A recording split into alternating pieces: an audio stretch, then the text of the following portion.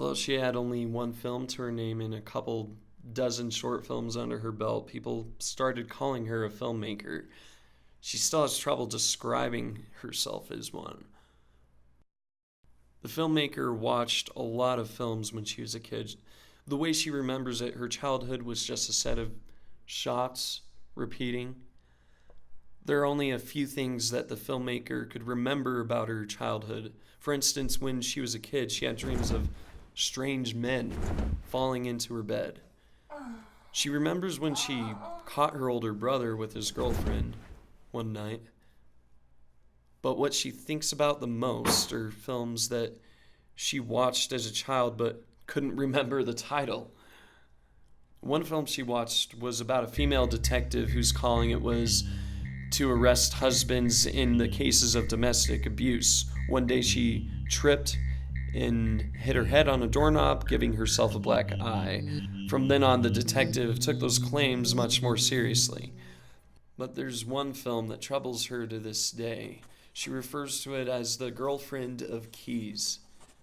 Uncertain of whether this film actually exists or she just made it up, every idea the filmmaker has for her next film, she worries that it might be from The Girlfriend of Keys and therefore can't use it. Perceived creativity brought on by memories degraded over time. In the film, a man's girlfriend turns into a pile of keys. It starts out with them in their bed together.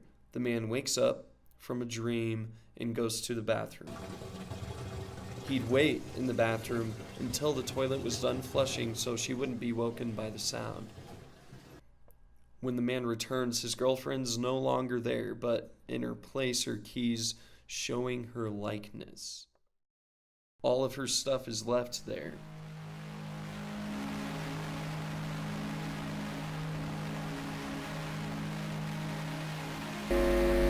The next day, he calls her sister asking if she knows where she is. Because of the similarities in their voices, he suspects it is his girlfriend talking to him, pretending to be her sister. Eventually, he settles in.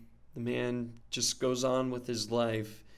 Each mundane scene of his existence was punctuated by a shot of him smelling his own farts.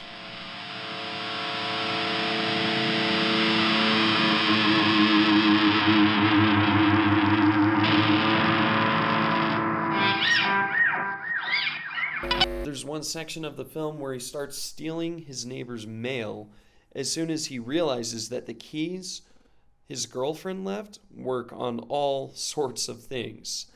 One piece of mail went something like, Dear Mother and Father, I'm writing to you from science camp. Did you know that oxygen is necessary for life and breathing for most plants and animals? It's also needed to make most fuels combust, which also means burn. The Girlfriend of Keys ends with the man bringing home a woman who lost the key to her apartment.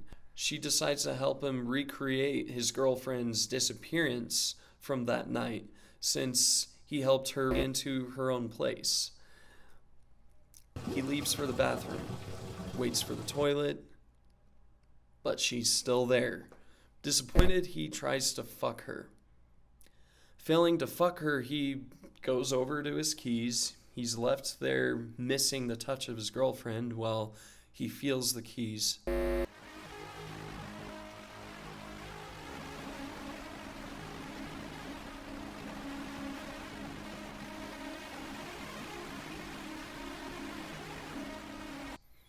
The filmmaker's still struggling with ideas for her next film. She wants to make The Girlfriend of Keys, but she's fairly certain it has already been made.